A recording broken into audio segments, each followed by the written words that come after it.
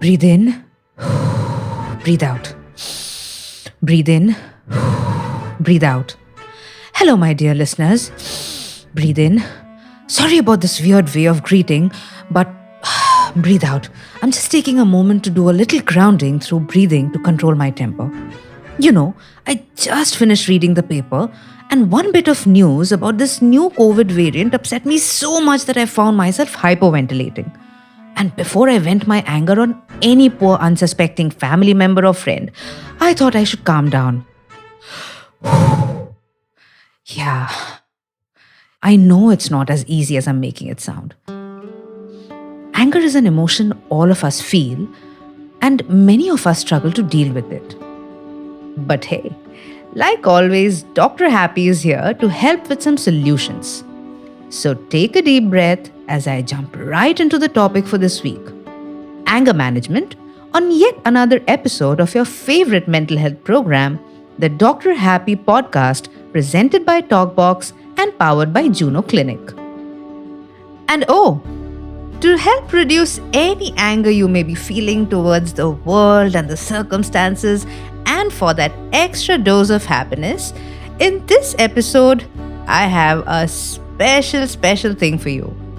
I'm very excited to tell you that we have reached a family of over 2 lakh listeners, and to celebrate this growing family, we are doing a giveaway for the next few days on our Instagram page.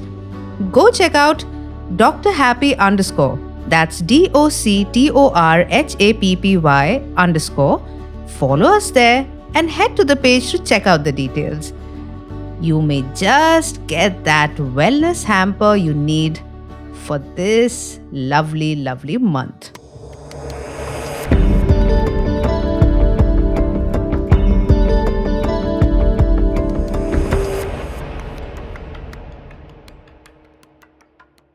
Coming back to the topic.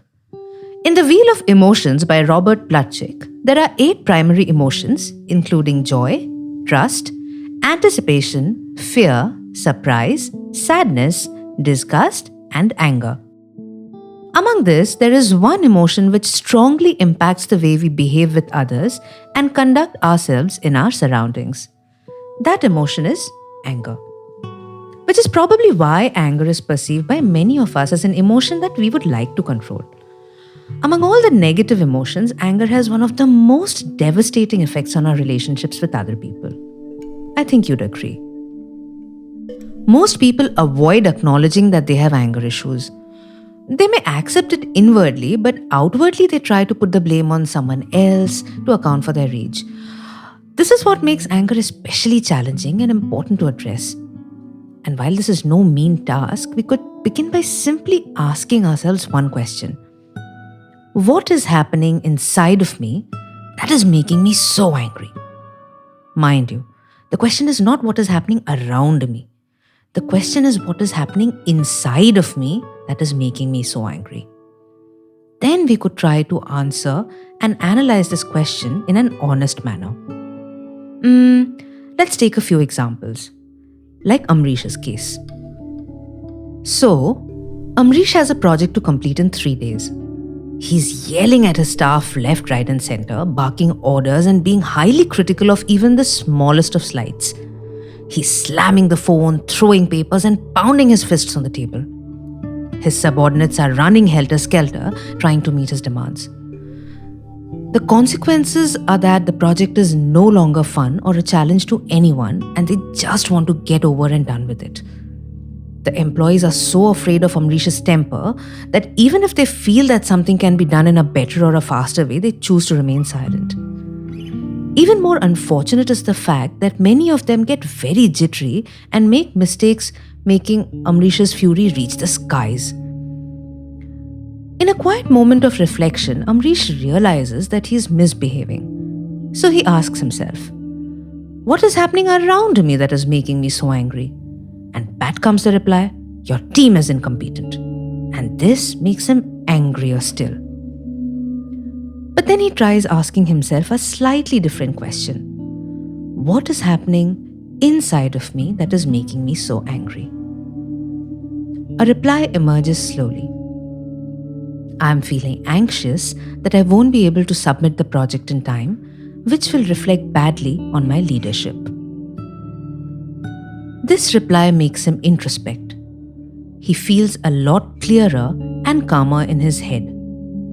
He calls his team and honestly says that he's worried that the project won't be submitted on time. There is a change in their attitude. His subordinates immediately reassure that it will. Two of them take charge and start delegating work more effectively.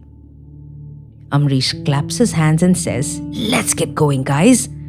And suddenly, the team is enthused and work starts to flow. Now let's take the case of Mayur. Mayur knew he had an important presentation today, and yet he got up late and was tardy about putting together the necessary materials. He left his place late, and now the rush hour traffic is driving him crazy. He's honking incessantly and gets into a verbal duel with a motorcycle rider for cutting into his lane. He's breathing heavily and sweating profusely.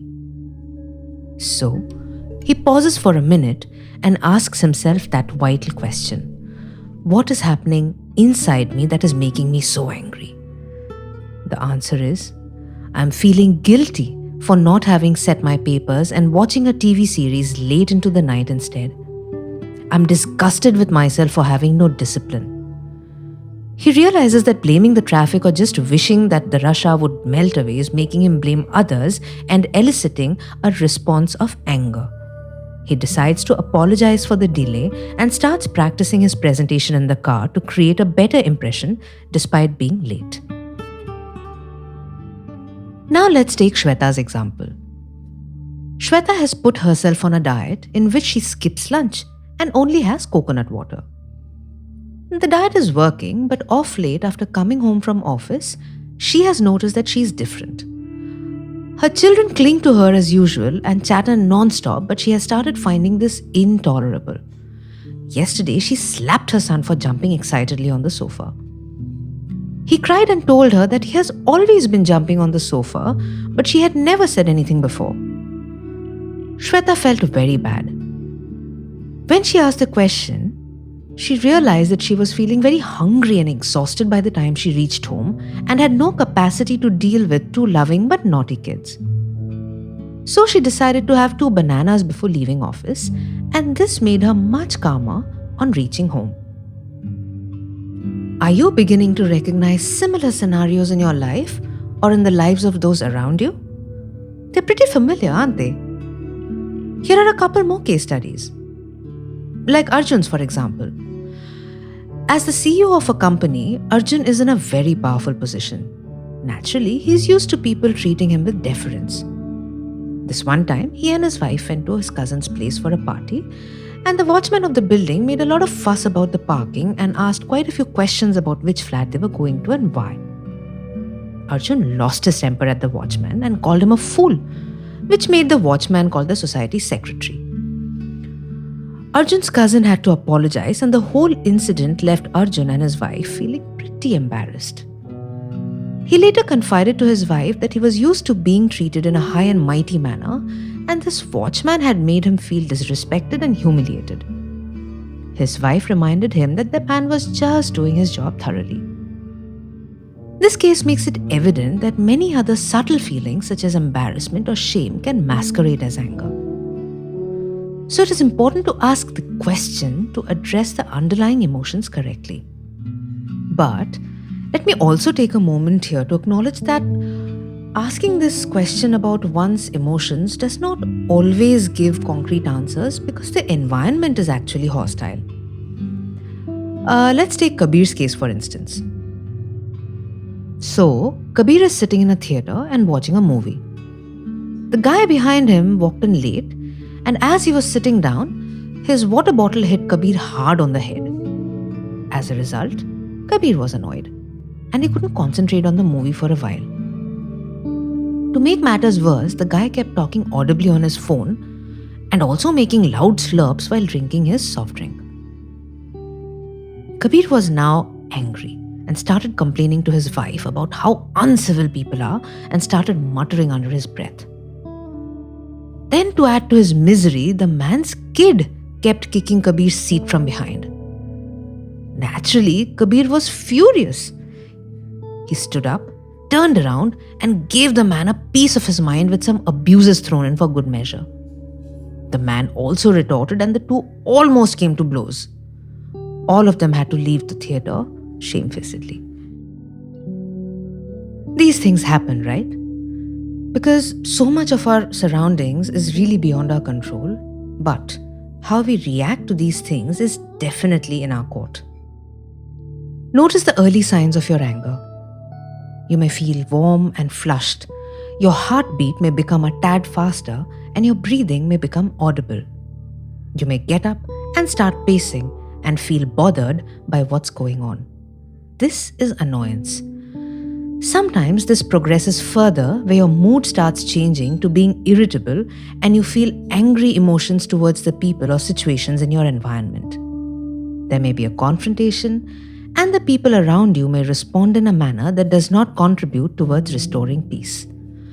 This can further escalate into a fierce verbal argument or a violent act, which represents extreme anger or rage. Feeling annoyed is a common emotion that we perhaps cannot avoid, but allowing it to escalate into anger and rage is something that we can prevent with our efforts. So, what can be done, you ask?